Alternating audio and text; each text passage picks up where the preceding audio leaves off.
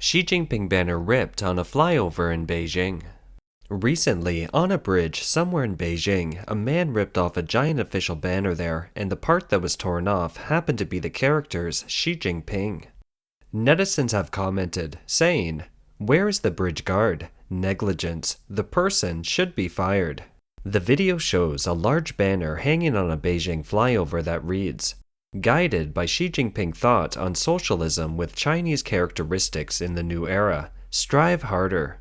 A man tried to rip off the banner on the flyover. He finally managed to remove the characters Xi Jinping. According to media reports, before the 20th National Congress on October 13th, two white cloth banners with red characters suddenly appeared on a bridge in Beijing.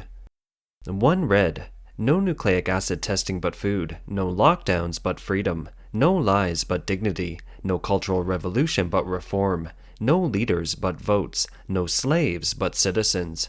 The other read, "School strike, work strike, strike against the dictatorial traitor Xi Jinping. The person who hung the banner is known as Peng Jiazhou." The Beijing authorities are terrified by this unexpected event, and they built booths at many of Beijing's flyovers and manned them day and night to watch the bridges. China's zero-COVID policy has led to two opposite worlds, the boom of nucleic acid testing and the destruction of people's livelihoods. After the 20th National Congress of the Chinese Communist Party, the outbreak has resurged in many cities in China. Local governments have stepped up their control measures, which have not only led to humanitarian disasters, but also devastated the Chinese economy.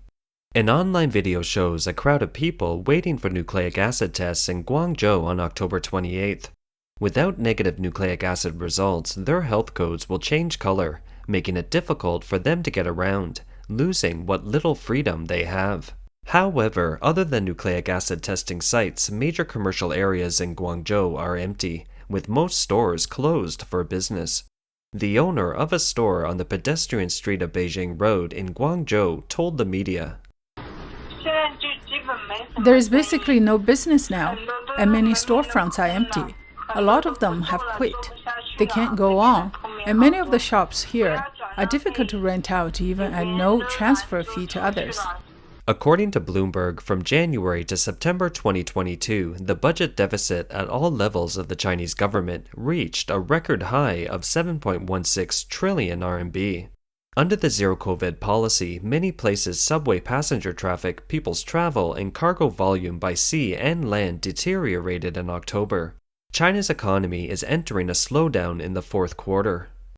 Deutsche Welle reports that the war between Russia and Ukraine, the real estate crisis, record youth unemployment, and an epidemic lockdown with no end in sight have not only taken a psychological toll on the people, but have also hit China's economy hard.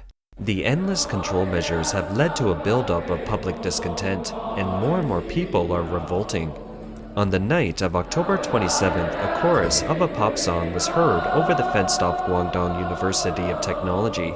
It was sung by the students on campus to voice their discontent. A few days ago, a large number of videos and photos surfaced on the internet. They have shown dozens of people in the city of Lanzhou were quarantined in an outdoor parking lot with simple beds at night. There are more than 20 beds placed at intervals in the open air, and the people only have little supplies like quilts and bottles of water. The weather forecast shows that the lowest temperature at night in the area has been as low as 4 degrees Celsius. There is also a video that shows a number of quarantined people placed in a public men's restroom urinal area sleeping on the floor of the restroom at night.